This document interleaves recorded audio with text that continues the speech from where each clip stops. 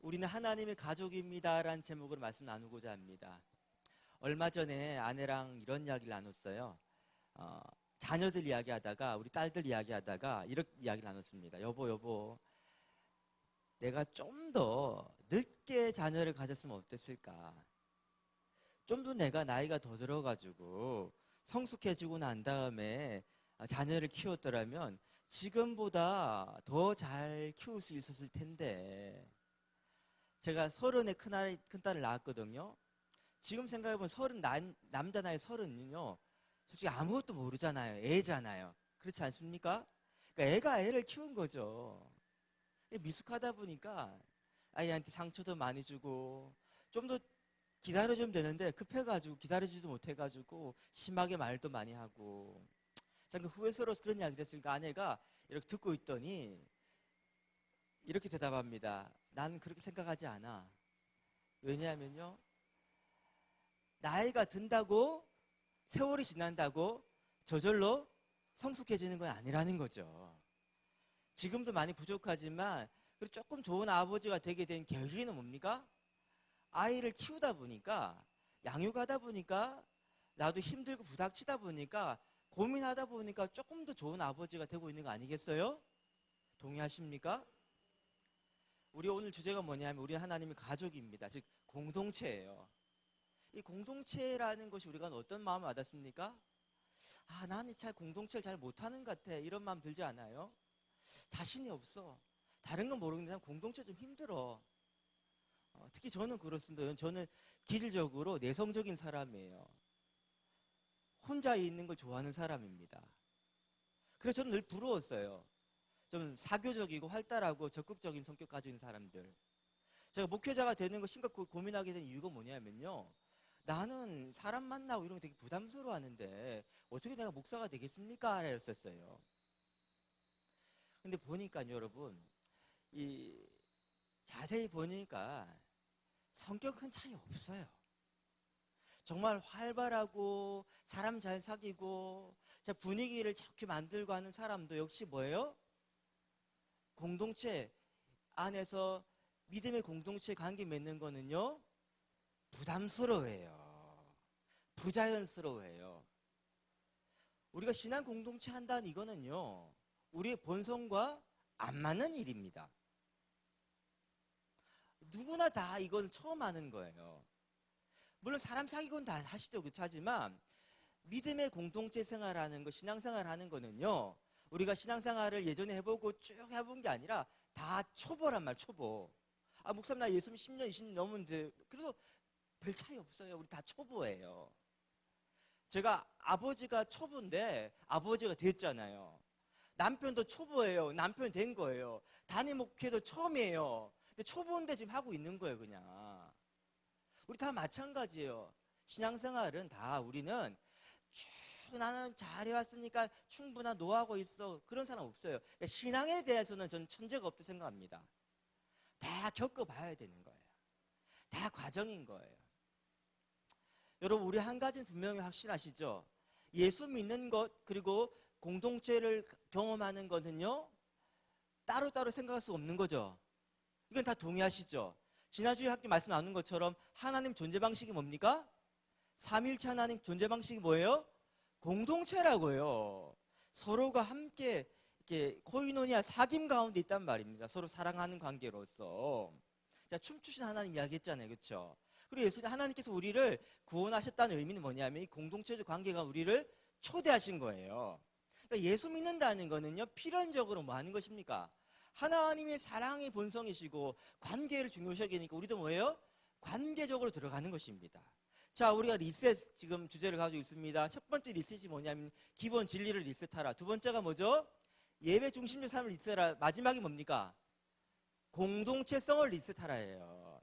이게 본질이에요.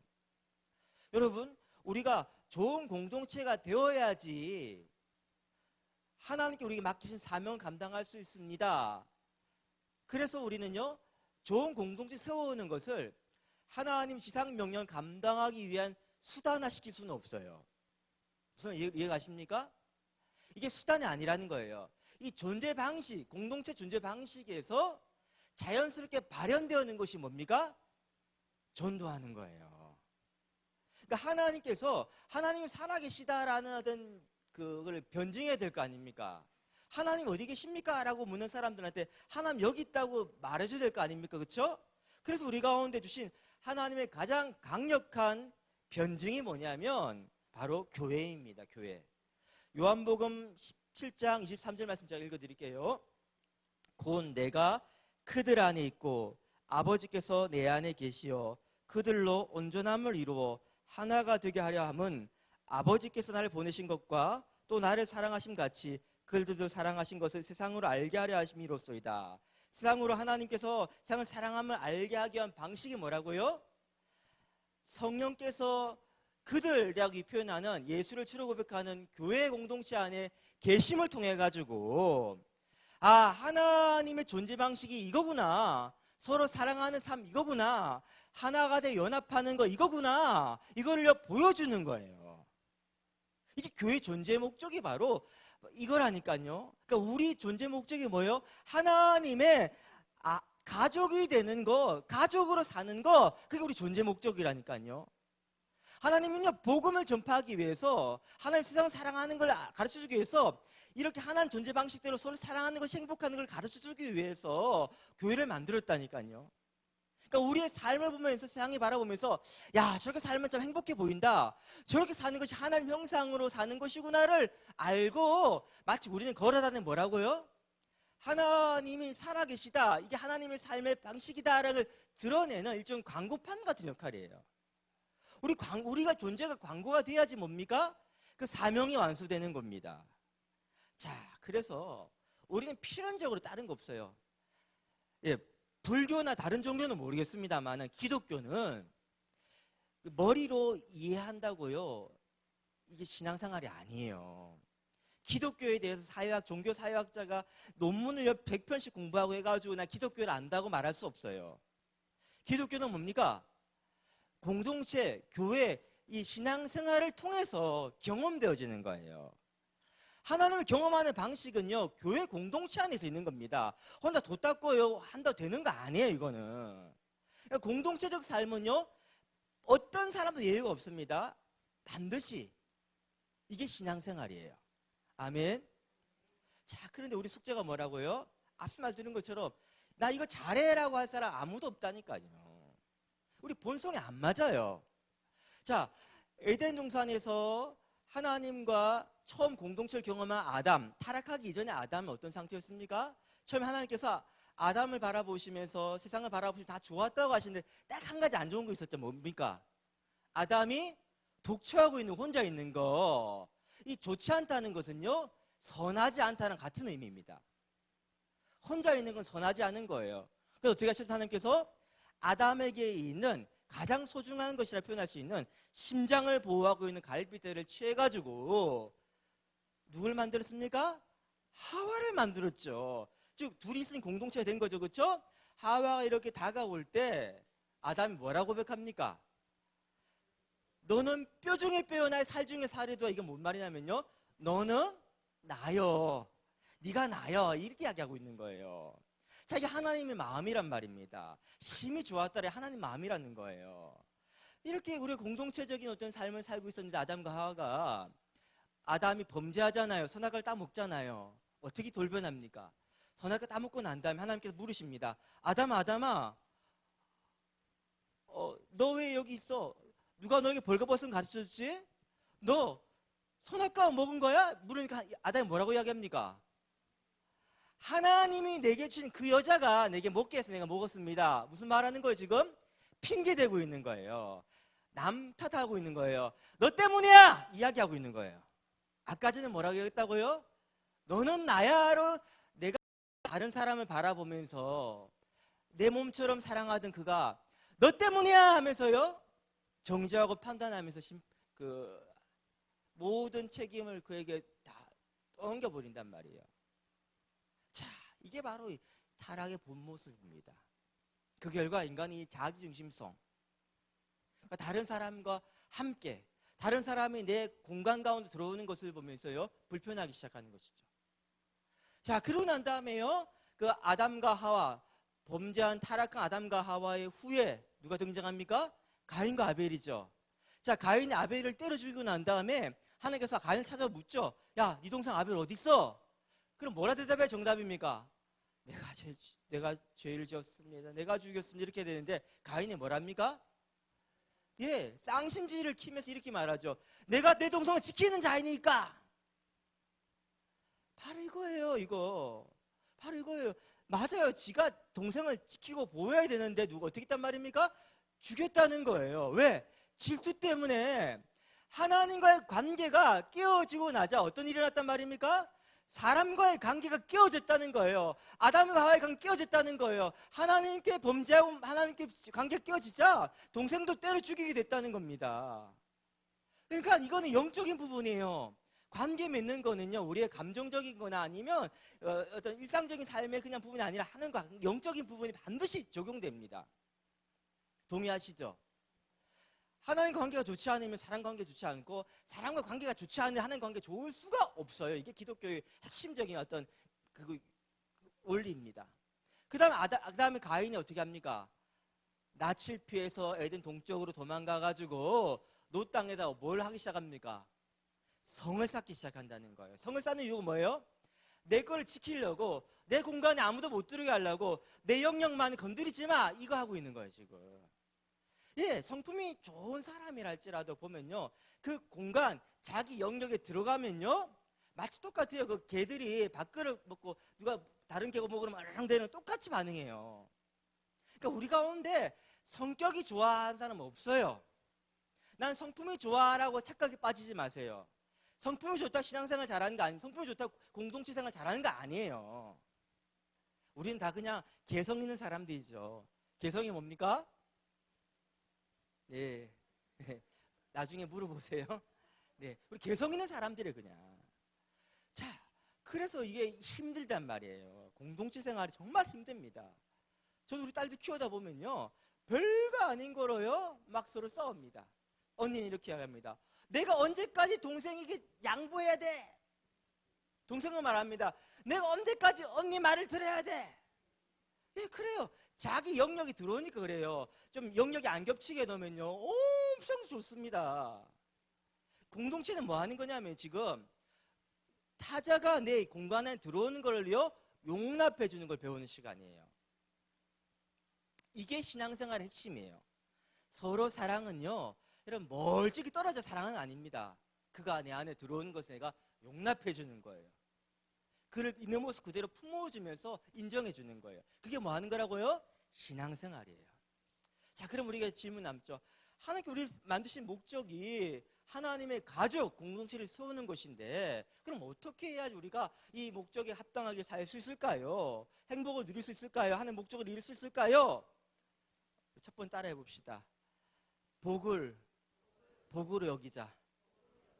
복으로 여기자. 하나님의 가족이 되었다는 것은 의무나 짐을 지는 게 아닙니다. 뭐라고요? 복 중의 복입니다. 아멘. 복 중의 복입니다.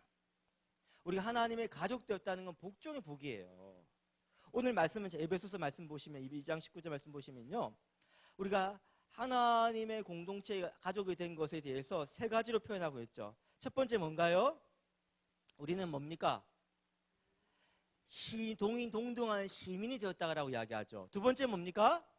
하나님의 권속이 되었다. 세 번째는요, 성령의 전이 되었다라고 이야기하고 있죠. 자, 첫 번째, 우리가 하나님의 가족 되었으면 이게 바로 하나님 나라 시민권자가 됐다는 거예요. 이 시민권은 우리나라 사람 잘 이해가 안 됩니다. 하지만 이민자들한테 이야기하면요, 굉장히 깊이 공감이 될 거예요. 예, 미국이 이민 가가지고요, 접시 닦고요, 막 다림질 하면서 공장에서 막 재봉 공장에서 일하면서 원하는 게 뭡니까? 시민권 받는 거는요, 그건 기적이에요, 기적. 시민권 받으면 더할 나위 없어요. 그래서 미국 이민교회 가면요, 계급이 있습니다. 그 안에 불법 체류하시는 유학생 비자 있는 분, 영주권 있는 분, 제일 상위가 누구예요? 시민권자예요, 시민권자. 자, 근데 우리는 어떻게 했다고요? 하나님 나라 시민권이 됐단 말이에요. 지금 이 성경 에베소 교인들이 다 대부분 노예들입니다. 이 노예들한테 네가 로마 시민권보다 더 중요한 하나님의 시민권자가 되었어 이야기하는 거예요. 어떻게 되었어? 열심히 노력해서 시험 테스트한 거야? 애쓰고쓰고 수십 년 걸린 거야? 아니야. 뭐만 하면 된 겁니까? 믿기만 하면, 예수를 주로 믿기만 하면 된 거예요. 우와, 이 복 중에 복 아니겠습니까? 자, 우리는 그냥 믿기만 하고 시민권자가 됐는데 예수님 입장에 어떤 대가를 지불하신 겁니까? 생명을 버리신 거예요. 엄청난 값을 지불해서 우리가 하나님 나라 시민권자가 됐다는 겁니다. 우리 하나님의 가족이 되었습니다. 그 말은 이 복 중에 복이라는 거예요. 두 번째 뭡니까? 우리가 하나님의 가족이 됐다는 것에서 리고르 목사님 이렇게 이야기합니다. 바로 상속자가 된 것이요. 우리가 누구의 상속자인 겁니까? 하나님의 상속자가 된 거예요. 할렐루야. 그래서 엄청난 많은 유익을 누리게 되었습니다. 상속자로 누리는 유업을 이을 자로서 우리가 받은 유익에 대해서 페이지 160페이지 한번 읽겠습니다. 첫째, 둘째, 셋째, 넷째 읽겠습니다. 첫 번째부터 읽겠습니다. 이 유산이 정확히 무엇이 포함되어 있는가? 첫째, 읽겠습니다. 시작. 우리는 하나님과 함께하게 될 것이다. 뭐라고요? 영원히 하나님과 함께하게 될 것이다. 결코 우리를 버리지 않는다는 말입니다. 영원히 우리의 태도와 우리의 모습과 상관없이 영원히 하나님이 우리 함께 계시고 결코 떠나지 않으십니다. 결코 우리를 버리지 않으십니다. 하나님의 영이 사울을 떠났을 때 비참해지죠, 그렇죠? 하지만 하나님의 영 결코 우리 떠나지 않으신다는 거예요. 할렐루야. 두 번째 뭡니까? 시작. 둘째, 우리는 완전히 변하여 완전히 성화해서 누구처럼 된다고요? 그리스도 된다는 거예요. 아니 어떤 사람은 안 되고 열심히 한 사람 되고 이렇게 차이가 아니라 하나님의 강권하심 우리 그렇게 만들어 가신다는 거예요. 하나님 강력한 의지 그렇게 만들어 가신다는 거예요. 놀라운 축복이죠. 세 번째 읽겠습니다. 시작.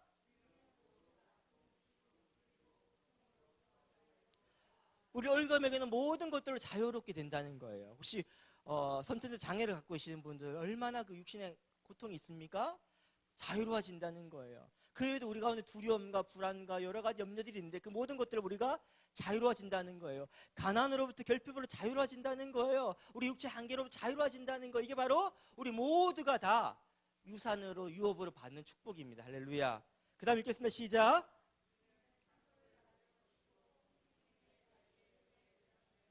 네, 우리에게는 뭐가 예비되어 있습니까? 상급이 예비되어 있다는 거예요. 이 고통과 고난은 그냥 무의미한 것이 아니라 이 모든 고난은 우리가 받을 영광과 좋게 비교할 수 없다는 것입니다. 할렐루야. 그래서 우리는 마지막으로 그래서 영광 안에서 함께 나누게 되는 거, 이게 바로 엄청난 유산이라는 거예요. 별로 안 하다 하시는 것 같아요. 차 로또 복권 당첨이 나을 것 같은데? 여러분, 지금 이야기하는 놀라운 축복은 바로 뭐냐면 우리가 뭘 해서가 아니라 예수 믿은 동시에 우리가 일어나는 거예요. 앞으로가 아니라 이미 우리가 누리고 있는 거예요. 우리가 대령에서 별을 달면 100가지가 바뀐다 그러죠? 그보다 완전한 변화가 바로 우리 가운데 일어났다는 것입니다. 아멘. 자, 이 놀라운 선물을 우리가 받은 것이고요. 그래서 마지막으로 또 뭡니까? 하나님의 성전으로 어떻게 된단 말이에요? 지어져 간다는 것입니다. 여러분, 그 질그릇에 보배가 담겨 있습니다. 그 질그릇을 뭐라 부를까요? 보배함이라 부르죠. 질그릇에 같이 뭐로 결정져진다고요? 그 안에 담겨 있는 거. 자, 우리 안에 누가 계십니까? 성령이 계시죠. 성령의 전이라는 것은요, 우리가 바로 그런 어떤 우리 안에 계신 성령 때문에 존귀하게 여김받는다는 것입니다. 할렐루야. 이게 바로 우리가 누린 놀라운 축복이에요. 복이란 말이에요. 복. 여러분, 이것을 이루기 위해서 우리가 한 게 아무것도 없습니다. 우리가 그런 분 있잖아요. 저 자식은 어떻게 내 뱃속에 나온 놈인데도 머릿속에 뭔 생각이 있는지 도대체 모르겠어. 너무 답답해서 하신 말씀이죠, 그렇죠? 내 뱃속에 나왔는데, 이 말은 뭐냐면요, 내가 1달 동안 고생고생해 나왔는데 지금까지 키우느라 수고했는데, 이 말이 담겨 있는데 실제로 여러분 자녀들이 건강하게 늠름하게 크게 된 건 여러분의 탓입니까? 아니에요. 그 모든 하나님 다 만들어 거저 주신 것이죠. 우리가 받은 선물이란 말이에요. 제가 텃밭에 요새 이제 상추를 키우고 있지 않습니까? 예, 상추 모종을 심은 거는 저예요. 하지만 상추가 자라나게 되는 건 누구 탓입니까? 하나님이 키우고 계시는 거예요. 즉 내가 한 것이 아니라 하나님이 하신 것이에요. 우리가 이 부분 바라보면서 감사하지 못하고 있다는 것 자체가 문제가 있다는 것입니다. 여러분, 우리 공동체도 마찬가지입니다. 내가 이 사람들을 만나고 싶어 만나는 겁니까?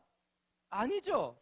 그럼 어떻게 만난 겁니까? 157페이지 말씀처럼 그 기쁘신 뜻대로, 에베소서 1장 5절 말씀입니다. 그 기쁘신 뜻대로 우리를 예정하사 예수 그리스도 말미암아 자기 아들들이 되게 하셨으니, 다시 말하면 하나님이 예정하신 때 우리가 만난 겁니다.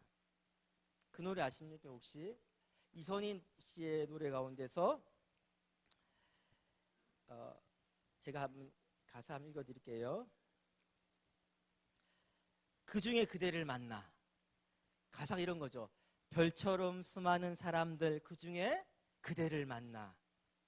꿈을 꾸듯 서로를 알아보고 주는 것만으로 벅찼던 내가 또 사랑을 받고 그 모든 건 무엇이었음을?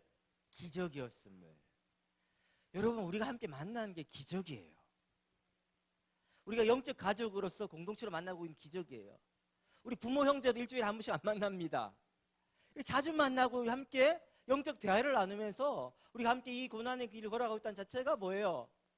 기적이 기적. 이 사강 지역에 교회가 얼마나 많습니까? 우리가 함께 만났다니까요. 이 기적이 기적. 하나님 예정하심이에요. 여러분, 내 옆에 있다는 거 얼마나 감사하지 않습니까? 여러분, 우리 자녀가 있는 게 너무 감사하지 않아요? 우리 부모, 우리 배우자가 너무 감사하지 않습니까? 근데 우연이 아니에요. 하나님 예정하신 때 만난 거예요. 기적이라는 거, 기적. 이 수많은 확률 가운데 우리가 그 뚫고 만나고 있는 거야, 함께. 우리 감사해야 됩니다. 여러분, 어머니 배구단, 내가 선수를 생각해 봅시다. 우리 배구단이 잘 실력이 없어. 아, 토수를 저렇게 올리나? 아, 리시브 제대로 못해? 아, 그걸 살려야지 그 볼을 죽이냐? 이런 마음 있잖아요, 그렇죠? 근데 우리 팀에 누가 왔냐면 김연경 선수가 온 거예요. 어떻게 되겠습니까? 예, 동네 리그가 아니라 뭐 그냥 다 평정해 버리지 않겠습니까? 그때 이렇게 말할 수 있겠어요?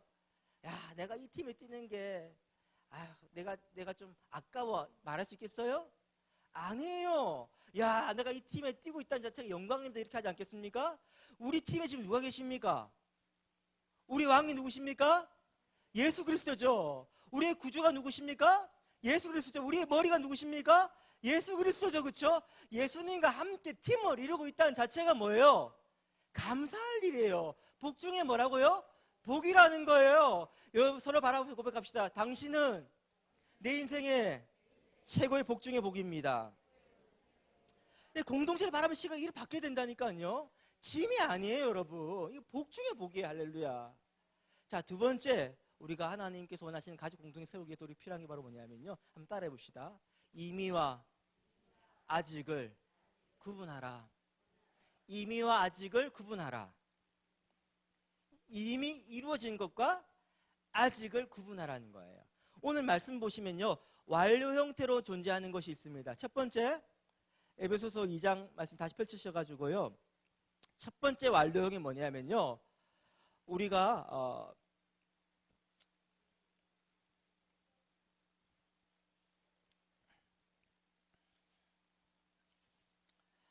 여러분, 우리가 지금 19절 말씀 보면요, 동일한 시민이요, 이거는요 완료 형태일까요? 진행형일까요? 완료형이에요. 하나님의 권속이라, 이거는요 그것도 완료형이에요. 완료형인데 뒤에 보시면요, 재미가 뭐냐면요, 21절 말씀 보니까 주 안에서 어떻게 되죠? 성전이 되어가고, 이거는 뭘까요? 진행형이에요. 거하실 그리스도 안에서 함께 지어져 가느니라, 이건 뭘까요? 20절 말씀에 보면 이거는요 진행형이라는 거예요. 자, 보세요. 우리의 신분, 우리의 정체성은 그리스도께서 하신 것으로 인해 우리가 거저 받은 것입니다. 우리가 하나님의 가족이 됩시다, 이거는 맞는 말이 틀린 말이에요. 하나님의 가족 됩시다, 맞는 말이 틀린 말이에요. 틀린 말이에요. 왜? 우리는 이미 하나님의 가족이에요. 여러분 느낌과 상관없어요. 여러분 지금 영적 상태랑 상관없어요. 이게 우리 하나님 가족 된 것은 우리의 근거가 있는 것이 아니라 오직 예수 그리스도의 근거가 있는 것입니다. 그분 앞에 나오는 것처럼 우리 둘 사이를 막고 있는 모든 담을 스스로 육체로 허물으셔가지고 하나님 관계를 우리를요 화목케 하셔가지고요 그 결과 우리가 지금 하나님의 가족 공동체인 거예요. 하나님 아버지와 관계 회복되고 우리가 서로의 관계 회복된 거예요. 예수님께서 우리를 위해서 아버지 어쩌잖아요. 버리시나이까 아버지로 버림받았기 때문에 우리가 하나님의 자녀로 양자로 입양된 거예요. 이건 완료형이에요. 마찬가지인데 우리가 하나님 나라 시민 된 거는 이미 완료형이에요. 우리의 정체성과 신분은 다 완료형이에요. 이건 믿음으로 수납해야 됩니다. 하지만 이런 분 있죠. 목사님, 하나님의 가족은 교회가 이게 뭡니까? 교회가 서로 사랑하지도 않고 갈등하고 이게 무슨 교회입니까? 하나님 가족입니까? 이게 뭘 착각하고 있는 겁니까? 뒤에 보니까 뭐가 나옵니까? 서로 연결하여 주 안에 성전이 되어가고 이거 뭐예요? 진행형이라는 거예요. 우리가 함께 지어져 가는 거는 바로 진행형이라서 우리는 신분은 하나님의 자녀들이고 하나님의 가족이지만 지금 상태는 뭡니까? 공사 중이죠. 자녀답지 않죠. 부족함 투성이죠. 하지만 그것 때문에 우리 신분이 뒤집어지는 거는 아니라는 거예요. 그러니까 우리가 완료된 거, 임의를 믿음으로 수납해야 돼요. 나는요, 난 하나님 아들이 아닌 것 같아요. 나는 하나님 가족에 속하지 못하는 것 같아요. 라고 이야기한다면 이거는 겸손한 거예요. 나는 부족해가 하나님 가족이 아니에요. 이런 겸손한 게 아니라 교만한 거예요. 내 행위와 노력을 하나님 가족이 될 수 있는 계기, 근거는 아무것도 없어요, 여러분. 이건 필요한 게 뭡니까? 이건 믿음이 필요한 거예요, 믿음이. 내 듣기가 상관없어요. 우리 공동체가 보니까 엉터리 같아요, 이거. 세상보다 못한 모임 같아. 그런 느낌이 들랄지라도 뭡니까? 이미 하나님의 가족임을 믿음으로 고백하시기 바랍니다. 이게 필요한 게 믿음이에요. 하지만 어떻게 하나님 가족이 저 모양 저 꼴하자야 말하면 안 되는 거예요. 왜? 이건 진행형 되는 거니까 성화되어 가는 과정이니까 주 안에서 세워져 가는 거 아닙니까? 주님 안에서. 다시 말하면 주님께 우리를 이끌어가고 계시는 거예요. 성령께서. 그런데 성령이 지금 내주하시고 운행하시면 우리가 무시하는 거예요. 지금 성령이 하겠다는 여러분 뭐라고 말할 겁니까? 예, 하나님께서는요 진짜 이건 안 되겠다 싶은 사람들 끌고 와서 결국 만들어 가니 하나님이신데 감히 여러분이 하나님의 귀한 도구를 뭐라고 할 수 없다는 거예요. 기대하고 기다려줄 뿐인 것이죠. 자, 이 임의와 아직을 잘 구분해야 됩니다. 그러면 우리가요 하나님의 교회에 대해서 하나님을 바라볼 시각으로 바라볼 수 있는 거예요. 공사 중에 내 지체를 조금 더 용납해 줄 수 있는 거예요. 나의 부족함 때문에 내가 절망에 빠지는 것이 아니라 하나님의 가족임을 우리 믿음을 선포하면서 나아가는 거예요. 아멘. 자, 세 번째 우리에게 필요한 게 뭐냐면요. 이게 좀 말이 좀 그렇습니다만 좀 따라해 주세요. 그냥 해. 예. 다시요. 그냥 해. 앞서 제가 이야기한 것처럼 제가 완벽한 부모가 되고 난 다음에 자녀를 낳으려면요. 언제 가능할까요? 불가능해요. 제 생애에 불가능해요. 결혼 준비가 안 됐다는 분이 있습니다. 하나 부족해가지고 준비가 안 돼가지고. 맞아요. 준비 다 끝나려면요. 결혼할 수가 없을까요? 못합니다. 못합니다. 다시 말하면 우리는 나 부족함에서 시작하는 거예요. 셀리드 할 때도 마찬가지입니다. 셀리드 준비가 안 됐어요. 그럼 얼마나 기다리면 될까요? 1년, 2년, 3년, 5년, 10년 기다리면 될까요? 안 돼요. 제 말씀드린 담임 목사가 제 담임 목회하지만 제가 준비가 다 돼 하고 있는 게 아니라니까요. 다 마찬가지예요. 그 나이키 유명한 광고 있잖아요. Just do it. 뭡니까? 그냥 해. 그냥 하는 거예요. 그냥 하는 거예요. 우리는 관계 가운데 제일 부담스러운 건 갈등이 일어나는 것이거든요. 갈등을 피해서만 가면 안 됩니다. 갈등을요 피한다고 피해지는 것도 아니에요. 내 마음에 꼭 맞는 사람만 골라가지고 우리 셀에 딱 만들어가면요 갈등이 안 생길까요? 아니에요. 여러분 보고 싶은 것만 봤던 거예요. 그 사람 이면은 다른 게 있을걸요? 여러분 내 마음 같은 사람은 단 한 명도 없어요. 갈등이 옵니다. 갈등은 피해가는 것이 아니라 어떻게 하는 거예요? 돌파하는 거예요. 파도는 그냥 뚫고 들어가는 거예요. 갈등에 대한 부정적 생각하지 마십시오. 갈등에는 필연적입니다. 그건 일단 전제하시고, 두 번째, 갈등을 부정적으로 바라보지 마세요. 갈등은 긍정적인 것입니다. 근데 이렇게 긍정적입니다. 갈등의 원인을 너에게 찾는 것이 아니라 자꾸 나한테 찾아요. 그래서 성장합니다. 여러분 이런 생각 드시죠? 저 사람은 납득이 안 돼. 도대체 왜 저러는 거지? 이해가 안 돼. 여러분 이해가 되어야지 내가 그것을 용납하는 게 아니에요. 용납하기 때문에 뭡니까? 이해가 되어지는 거예요. 용납을 결정한 순간부터 이해가 되어지는 것이지, 이해하고 난 용납하려면 단 한 명도요 용납할 수 없습니다. 그죠? 내 틀에 딱 집어넣어가지고 프로크레테스 신대 눕혀가지고 내 입맛 딱 맞게 조정하고 통제하고 만들어낸 사람만 내가 입맛에 맞을걸요. 자녀도 마찬가지. 여러분 자녀들이 여러분 절대 입맛에 안 맞습니다. 그냥 자녀, 그냥 난 부모예요. 부족함 투성이 하지만 그냥 부모예요. 그래서 뭡니까? 어려움 생각, 그냥 내 자식이니까 그냥 받아들이는 거예요. 그냥 이 가족이 바로 그거예요. 내 가족이에요. 남들이 막 뭐라 해도 어떻게 내 가족인데 어떻게 했어. 그냥 저도 이해가 안 되죠. 근데 그냥 용납하는 거예요. 용납하고 나면 뭡니까? 이해가 따라오는데, 갈등이라는 것이 여러분 결국 뭐냐면 이것이 기가 막힌 하나님 역사하십니다. 우리는 다 원석들입니다. 원석. 보석 가공하기 전에 원석. 이 원석인데, 원석은요 그 안에 수많은 빛을 담고 있죠. 빛을 담고 있어요. 그 빛을 드러나게 하는 게 뭡니까? 가공하는 것이죠. 어떤 식으로 하나요? 비슷한 어떤 강도가 있는 걸 가지고요 깎아내는 거 아닙니까? 갈등이 바로 그거예요. 우리는 다 잘 중독돼 가지고 자기 중심성 안에 하나님 형상이 갇혀져 있어요. 우리한테 하나님 형상, 그리스도 닮은 모습이 있다니까요. 근데 그게 드러나야 될 거 아닙니까?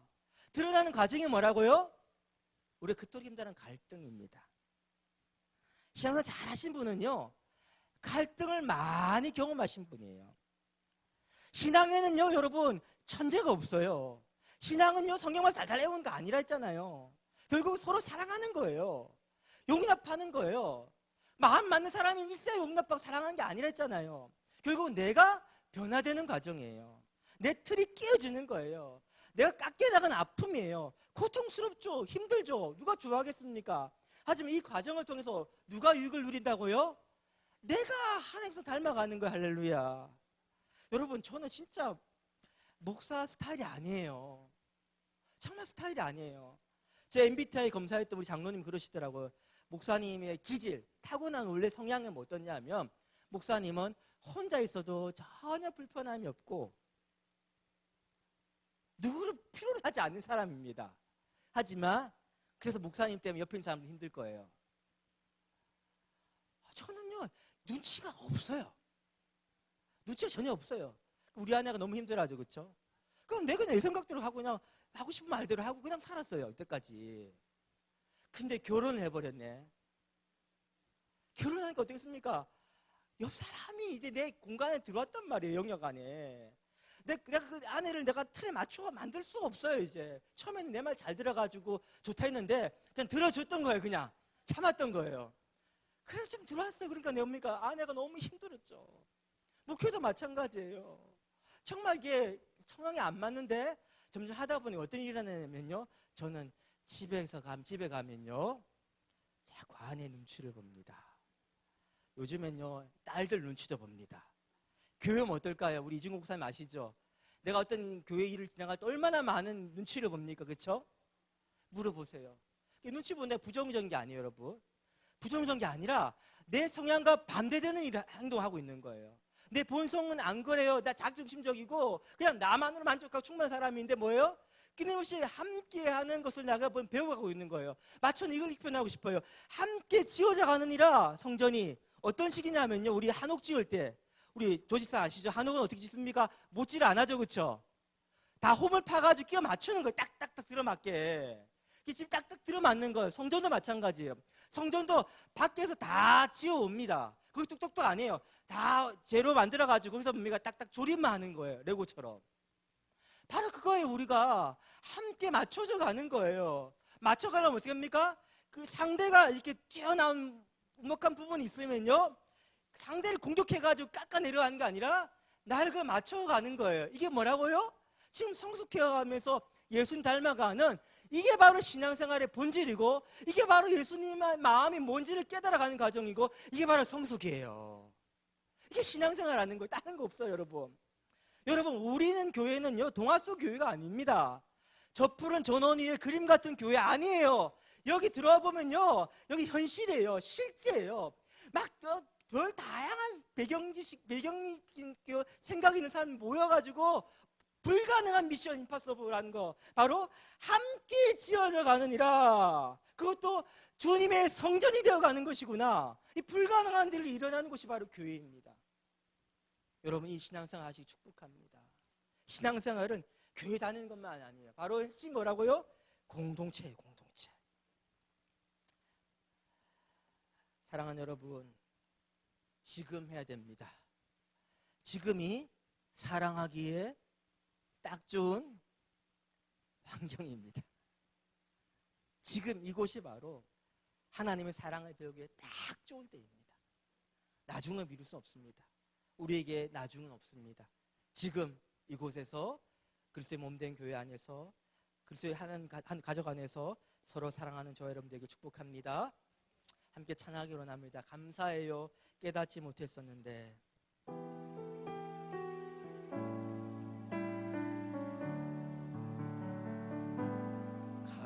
감사해요.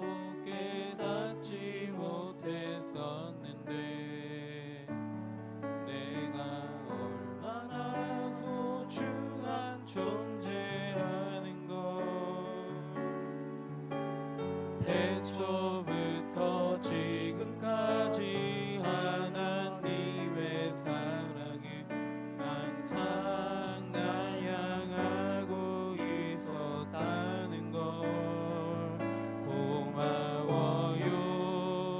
그 사랑을 가르쳐준 당신께, 주께서 허락하신 당신께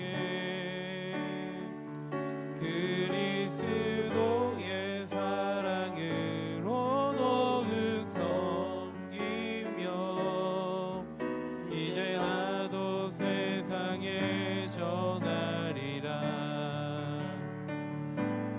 당신은 사랑받기 위해, 그리고 그 사랑 전하기 위해 주께서 택하시고 이 땅에 심으셨네. 또 하나의 열매를 바라시며. 하나님은요, 또 하나의 열매를 기대하십니다. 딱 하나의 열매면 돼요. 예전에 마더 테레사가 그 캘거타의 성녀라 불린 마더 테레사에게 기자들이 와서 이런 질문했습니다. 어떻게 하면 세계 평화를 이룰 수 있을까요? 그분이 뭐라 대답하셨을까요? 기자들이 이렇게 말합니다. 그냥 집에 가서 가족들만 사랑하세요. 사랑은 명사가 아닙니다. 동사입니다. 주님의 사랑은 대가 지불의 사랑입니다. 여러분, 공동체 많지도 않은데 서로 사랑합시다. 좀 용납합시다. 내 입맛에 안 맞는 게 당연한 거예요. 갈등은요, 필연적인 것입니다. 그 순간 어떻게 해야 됩니까? 예, 주님 마음을 품는 거예요. 그리고 우리가 맞춰주는 거예요. 그렇게 우리가 함께 세워져 가는 거예요. 한 사람을 위해서는 한 사람이 죽어야 됩니다. 아까 사랑하기 딱 좋은 날이라 그랬는데요, 예전에 그 신세계라는 영화 보니까 박성웅 씨가 마지막 대사가 있더라고요. 거참 오늘 딱 죽기 좋은 날씨네. 그래요. 사랑한다는 말은요, 내가 오늘 죽겠다는 겁니다. 주님의 사랑은요, 죽음을 전제한 사랑입니다. 오늘 누군가를 내가 죽으면 돼요. 죽으면 그 속에서 열매가 나옵니다. 이 시간 하나님께 우리를 공동체로 부르셨습니다. 이게 바로 복 중의 복입니다. 이 시간 그 복을 짐으로 여겼으면 회개합시다. 여러분, 우리가 이미 아직을 헷갈려가지고 우리가 이미 얻은 것을 믿음으로 받아들이지 못하고 아직을요 인내함으로 기다리지 못했음을 회개합시다. 그리고 그냥 사랑합시다. 그냥 함께합시다. 그냥 서로를 세워갑시다. 나가 완벽하지 않아도 괜찮아요. 그냥 합시다. 그냥 그렇게 하길 축복합니다. 우리 함께 우리 공동체를 위해서 우리의 신앙의 성장을 위해 함께 기도하시겠습니다. 주님, 우리는 하나님의 가족입니다. 주님, 이 한 가지가 우리 향한 분명한 목적임을 고백하며 나아갑니다. 우리가 좋은 가족이 되어가지고 대단한 일을 하겠다는 거 아닙니다. 그 자체가 바로 우리의 목적임의 사명입니다. 하나님의 가장 강력한 변증은 바로 우리 안에 하나님이 거하시는 온전한 교회가, 서로 사랑하는 교회, 하나님의 존재 방식이 우리 안에 드러나는 것입니다. 주님, 오늘도 이 일 가운데 우리가 헌신하겠다면 나아갑니다. 주님, 나의 죄를 용서해 주세요. 나의 죄를 용서해 주세요. 주님, 이 시간 하나님을 신뢰하지 못하고 나의 죄를 용서해 주세요. 주님, 이 시간 순종하며 나아갑니다. 주님께서 사랑을 하시기 때문에 사랑합니다. 다 이해되지 못한다 할지라도 서로를 복으로 여기면서 함께 사랑하면서 제 몸의 교회가 세워지게 하옵소서. 우리의 자기중심적인 본성과 충돌이 일어날 때마다 하나님의 시간 회개하며 나아가